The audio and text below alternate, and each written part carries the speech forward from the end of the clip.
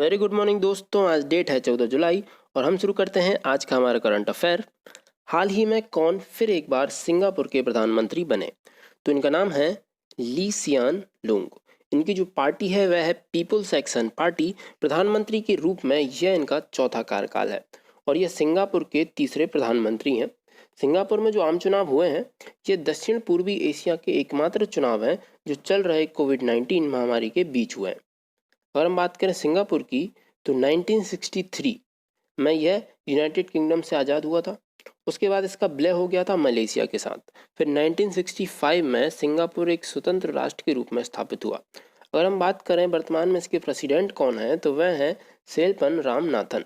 जो करेंसी है वह है सिंगापुरी डॉलर। कैपिटल है सिंगापुर सिटी। अगर हम बात करें अन्य ऑप्शंस के बारे में तो जो माइकल मार्टिन है, माइकल मार्टिन हाल ही में आयरलैंड के प्रधानमंत्री बनाए गए। गुडिन जोहान्स ये हाल ही में आइसलैंड के प्रेसिडेंट नियुक्त किए गए और जो लाजरस चकवेरा हैं यह मालावी के प्रेसिडेंट बनाए गए। इसके अलावा हाल ही में फ्रांस के भी प्रधानमंत्री नियुक्त किए गए जिनका नाम है जीन कार्टेक्स। इसी के साथ हम बढ़ते हैं हमारे अगले क्वेश्चन की तरफ। हाल ही में किसने स्टायरियन ग्रैंड प्रिक्स 2020 रेस जीत ली है? तो इनका नाम है लुइस हैमिल्टन ब्रिटेन के रेसर हैं और यह चलाते हैं मर्सिडीज गाड़ी को। यह 2019 के फार्मूला 1 चैंपियन है क्योंकि इन्होंने 2019 में 11 ग्रैंड प्रिक्स जीती थे। अगर हम बात करें फार्मूला 1 की तो इसके अंतर्गत 21 ग्रैंड प्रिक्स का आयोजन किया जाता है एक साल में अलग अलग कंट्रीज़ में, जिसमें से लुइस हैमिल्टन ने जीते थे 11 और वह बन गए थे फार्मूला 1 चैंपियन 2019। अगर हम बात करें इस स्टायरियन ग्रैंड प्रिक्स 2020 की तो यह फार्मूला 1 रेस सीरीज़ की दूसरी रेस है। इसके पहले इस साल एक और रेस का आयोजन किया जा चुका है ऑस्ट्रिया में, जिसको जीता वाल्टेरी बोटास ने। वाल्टेरी बोटास हैं फिनलैंड के और यह भी मर्सिडीज गाड़ी चलाते हैं। ये जो स्टायरियन ग्रैंड प्रिक्स में यह रहे थे सेकंड प्लेस पर। अगर हम बात करें इन ऑप्शंस के बारे में, मैक्स वेरस्टैपन यह बेल्जियम के निवासी हैं और यह चलाते हैं रेड बुल को। इन्होंने 2019 में 3 ग्रैंड प्रिक्स जीते थे। बात की जाए चार्ल्स लेक्लर की, Charles Leclerc Austrian grand prix 2020 में सेकंड प्लेस पर रहे थे, जिसमें फर्स्ट प्लेस पर रहे थे वाल्टेरी बोटास। इसी के साथ हम बढ़ते हैं हमारे अगले क्वेश्चन की तरफ।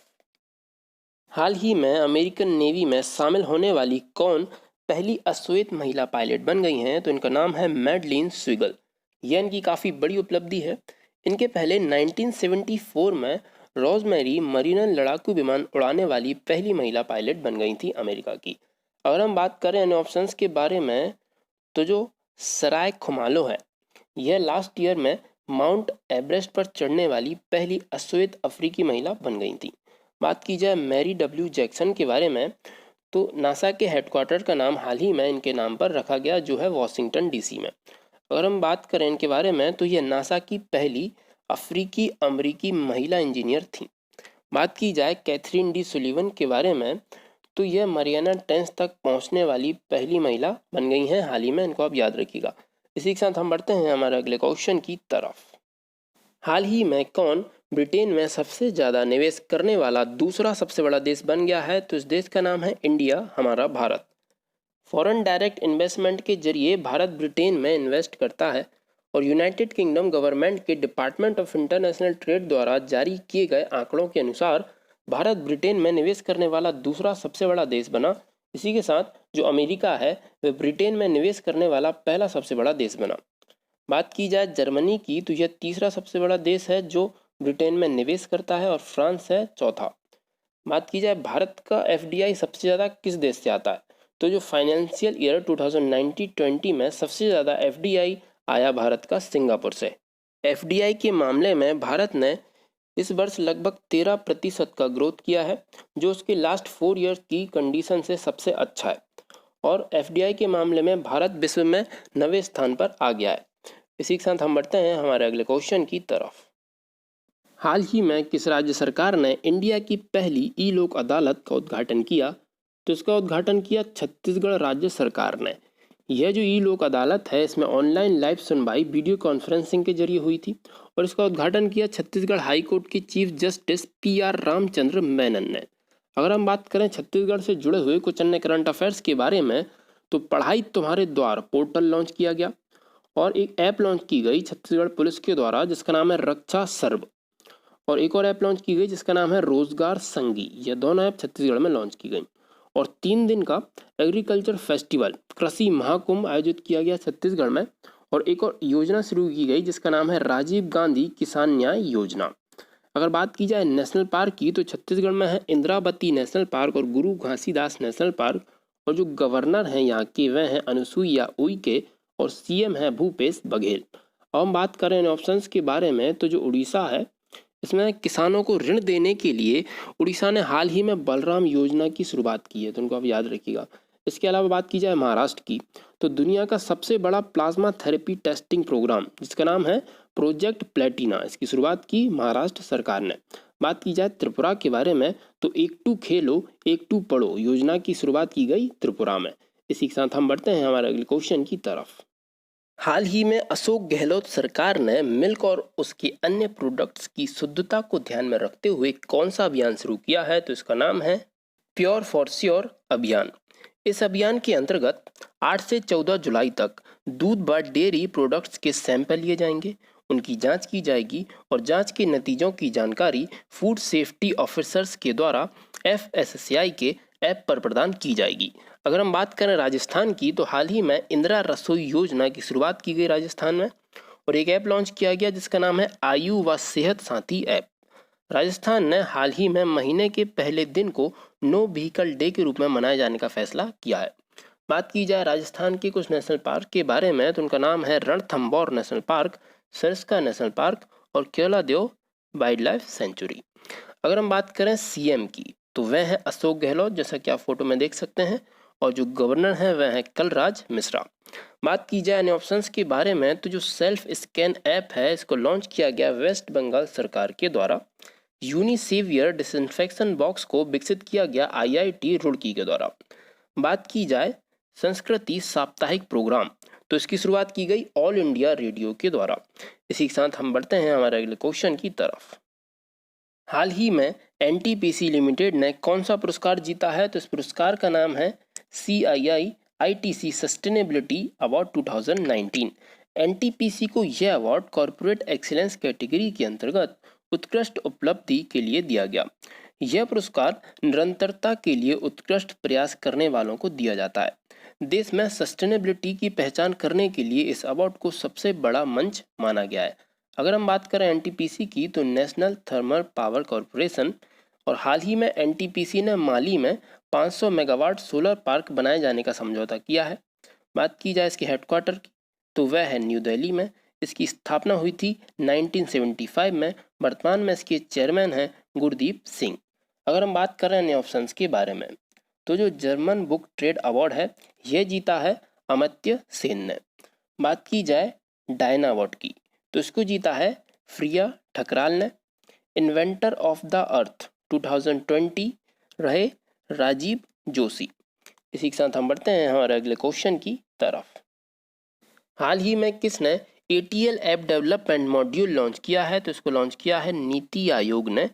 नीति आयोग के अटल इनोवेशन मिशन ने देश के स्कूल स्टूडेंट्स के लिए ATL app development module launch किया है।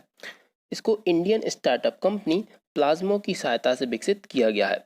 इसके तहत स्टूडेंट्स को ऐप डेवलपमेंट का जो कार्य होता है वह सिखाया जाएगा। बात की जाए प्लाज्मो के CEO की तो वह है अमोल पालसेकर। बात की जाए नीति आयोग की तो इसका फुल फॉर्म है national institution for transforming India. इसकी स्थापना प्लानिंग कमीशन के स्थान पर 1 जनवरी 2015 को की गई थी। इसके जो अध्यक्ष होते हैं वह भारत के प्रधानमंत्री जी जो होते हैं वह वर्तमान में है नरेंद्र मोदी जी। इसके उपाध्यक्ष हैं अमिताभ कांत। नीति आयोग ने हाल ही में डीकार्बोनाइजिंग ट्रांसपोर्ट इन इंडिया योजना की शुरुआत की है। अगर हम बात करें इन ऑप्शंस के बारे में तो गूगल ने हाल ही में गूगल प्लस को गूगल करंट के नाम से रीलॉन्च किया है। बात की जाए आर्कियोलॉजिकल सर्वे ऑफ इंडिया के बारे में तो हाल ही में बी विद्यावती को आर्कियोलॉजिकल सर्वे ऑफ इंडिया का नया हेड बनाया गया। बात की जाए RBI की तो सभी सहकारी बैंकों को RBI की देखरेख में लाने का फैसला किया गया है। इसी के साथ हम बढ़ते हैं हमारे अगले क्वेश्चन की तरफ। यूनाइटेड नेशन ने किस दिन वर्ल्ड मलाला डे के रूप में घोषित किया, तो यह डे है 12 जुलाई। 12 जुलाई को यूनाइटेड नेशन ने युवा कार्यकर्ता मलाला यूसुफजई के योगदान को सम्मानित करने के लिए मलाला डे के रूप में घोषित किया। मलाला दिवस दुनिया भर में महिलाओं और बच्चों के अधिकारों का सम्मान करने के लिए मलाला यूसुफजई के जन्मदिन पर मनाया जाता है। पाक में लड़कियों की शिक्षा के लिए आवाज़ उठाने वाली मलाला को तालिबानी आतंकवादियों ने 3 अक्टूबर 2012 को गोली मार दी थी। और एक बुक है जिसका नाम है आई एम मलाला, यह इसकी सह लेखिका हैं। इनको कई अवार्ड से सम्मानित किया गया, जिनमें पाकिस्तान सरकार ने 2012 में इन्हें राष्ट्रीय युवा शांति पुरस्कार प्रदान किया। 2014 में 17 वर्ष की उम्र में इन्हें नोबेल प्राइज प्रदान किया गया और यह इसको पाने वाली सबसे कम उम्र की प्राप्तकर्ता बनी। यूनाइटेड नेशन ने 2019 में इन्हें इस दशक की, इस डेकेड की सबसे प्रसिद्ध किशोरी घोषित किया। इन पर एक डॉक्यूमेंट्री बनी है जिसका नाम है ही नेम्ड मी मलाला, और उन्होंने एक बुक लिखी है जिसका नाम है वी आर डिस्प्लेस्ड। बात की जाए ऑप्शंस के बारे में तो 11 जुलाई को मनाया गया वर्ल्ड पॉपुलेशन डे, 4 जून को मनाया गया धर्मचक्र दिवस और 1 जून को मनाया गया नेशनल डॉक्टर्स डे और SBI डे। इसी के साथ हम बढ़ते हैं हमारे अगले क्वेश्चन की तरफ। हाल ही में किस जाने माने कार्टूनिस्ट का निधन हो गया है? तो उनका नाम है अवाद बिन हसन जामी। यह जामी के नाम से लोकप्रिय थे। इनके जो कार्टून थे वह 2 दशकों से गुजरात की पत्रिका अभियान में नियमित रूप से प्रकाशित होते रहे। इसके अलावा इन्होंने गुजराती अखबार फहुल चाब में एक कार्टूनिस्ट की भूमिका में काम किया था। अगर हम बात करें ऑप्शंस के बारे में तो जो सुरेश अमोनकर हैं, यह गोवा के पूर्व स्वास्थ्य मंत्री थे, इनका निधन हो गया। जगदीप जाफरी, यह सूरमा भोपाली के नाम से काफ़ी फेमस एक्टर थे, इनका हाल ही में निधन हो गया। कार्ल रीनर यह फेमस हास्य कलाकार थे, इनका भी निधन हो गया है। इसी के साथ हम बढ़ते हैं हमारे अगले क्वेश्चन की तरफ। हाल ही में जारी the Economist Intelligence Unit EIU report के अनुसार कौन 8वें पायदान पर रहा? तो यह रहा भारत।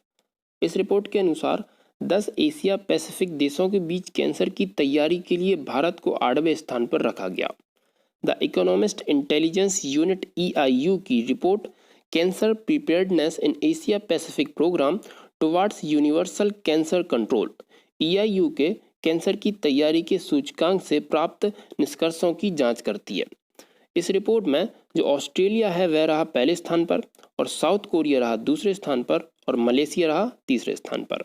अगर हम बात करें ऑस्ट्रेलिया की तो ऑस्ट्रेलिया की जो कैपिटल है वह है कैनबरा, करेंसी है ऑस्ट्रेलियन डॉलर और जो PM है वह है स्कॉट मॉरिसन। अगर हम बात करें साउथ कोरिया की तो जो कैपिटल है वह है सियोल, करेंसी है वॉन, प्रेसिडेंट है मून जाए इन। बात की जाए मलेशिया की तो जो कैपिटल है वह है कोलालमपुर, करेंसी है मलेशिया रिंगिट। इसी के साथ हम बढ़ते हैं हमारे अगले क्वेश्चन की तरफ। हाल ही में education above all EAA foundation ने किसके साथ एक समझौते पर हस्ताक्षर किए हैं? तो इसने समझौते पर हस्ताक्षर किए हैं ADB के साथ, एशियन डेवलपमेंट बैंक। इस समझौते के तहत स्कूल ना जा पाने वाले और या जोखिम उठाने वाले बच्चों को क्वालिटी प्राइमरी एजुकेशन देने के लिए $100 मिलियन की संयुक्त परियोजनाएं शुरू की जाएंगी और यह संगठन 10 देशों में इन योजनाओं की शुरुआत करेगा, जिसके अंतर्गत कम से कम 3,20,000 बच्चों को शिक्षा प्रदान की जाएगी। अगर हम बात करें ADB के बारे में तो इसकी स्थापना हुई थी 1966 में। वर्तमान में इसके जो प्रेसिडेंट हैं वह हैं मसतसुगु असाकावा। अगर हम बात करें NDB के बारे में, न्यू डेवलपमेंट बैंक, तो इसका जो हेडक्वार्टर है वह है संघाई में। जो प्रेसिडेंट हैं वह है KB कामत और इसकी स्थापना हुई थी 2014 में। इसको ब्रिक्स देशों का बैंक भी कहा जाता है और जो ब्रिक्स हैं उसमें B से है ब्राज़ील, R से है रसिया, I से है इंडिया, C से है चाइना, S से है साउथ अफ्रीका। अगर हम बात करें यूरोपियन सेंट्रल बैंक के बारे में तो वर्तमान में इसकी जो प्रेसिडेंट है वह है क्रिस्टीना लेगार्डे और इसका जो हेडक्वार्टर है वह है फ्रैंकफर्ट जर्मनी में।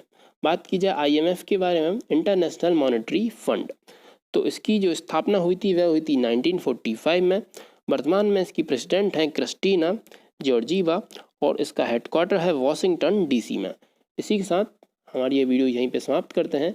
अगर आपको हमारी ये वीडियो पसंद आई है तो इसको ज़्यादा से ज़्यादा लाइक कीजिए, ज़्यादा से ज़्यादा शेयर कीजिए। अगर आप हमारे इस चैनल पर नए हैं तो चैनल को सब्सक्राइब कीजिए, साथ ही साथ बेल आइकन को प्रेस कीजिए ताकि डेली करंट अफेयर्स की वीडियो का नोटिफिकेशन रोज सुबह आप तक पहुँच सके। कल मिलते हैं दोस्तों, जय हिंद।